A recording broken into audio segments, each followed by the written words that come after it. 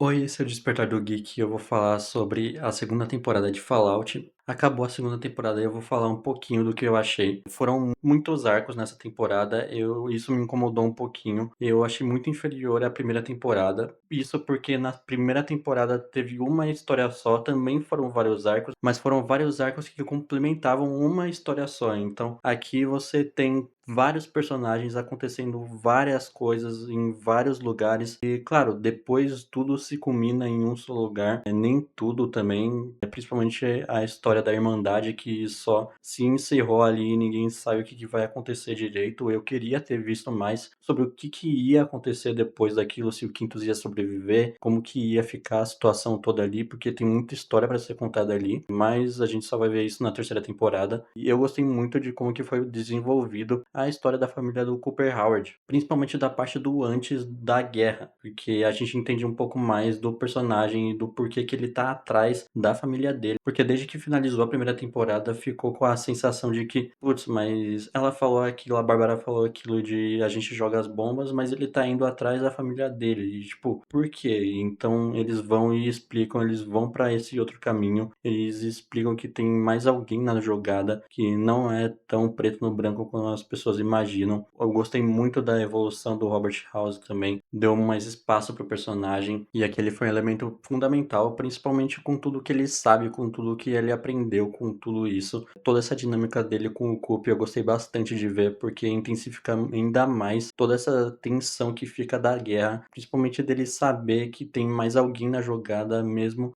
o Cooper não fazendo nem ideia, achando que ele é só mais uma pessoa louca na jogada, sendo que o cara realmente tá certo, tinha mais gente nisso tudo, que não eram só eles, não eram só a Valtech que eram os responsáveis por isso tudo, as pessoas por trás dos destroçadores que são realmente os responsáveis, e isso vai ser explorado mais pra frente. Dá pra entender um pouco mais de como que ele realmente está no pós-guerra, pelo menos a sua consciência ali, né? Então não dá pra saber o quanto que ele se espalhou ali, o quanto que ele vai ficar, o quanto ele vai ficar presente na terceira temporada, principalmente porque a Lucy e o Máximos estão lá, eles não sabem que a fusão a frio tá lá e que é a chave pra ligar o Robert House, né, pra falar com ele, tanto que ele aparece lá e some depois de um tempo, então não dá pra entender se eles vão ter esse contato ou não. Seria muito legal pra ver toda essa reação deles e ver como é que eles iam reagir e entender um pouco mais de como que funciona tudo isso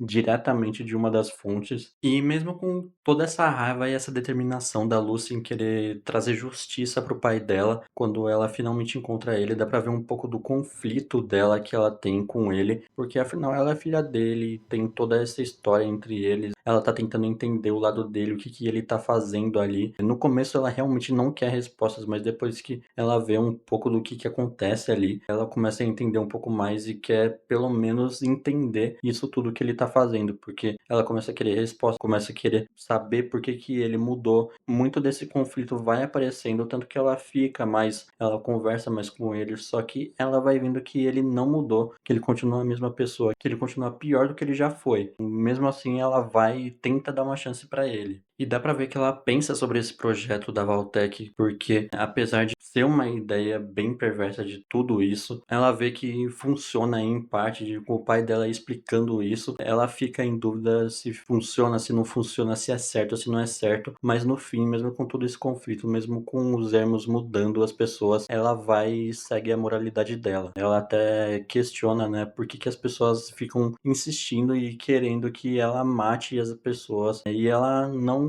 gosta de fazer isso, porque por mais que ela tenha passado tanto tempo assim fora, com outras pessoas, com pessoas ruins, ela não quer se tornar essas pessoas, ela quer continuar sendo quem ela independente do pai dela, do que o pai dela fez, ela não quer ser esse tipo de pessoa, então ela a todo custo vai continuar sendo assim, independente do que pode acontecer. Mas aí, o que você achou da segunda temporada de Fallout? Conta aí que eu quero saber.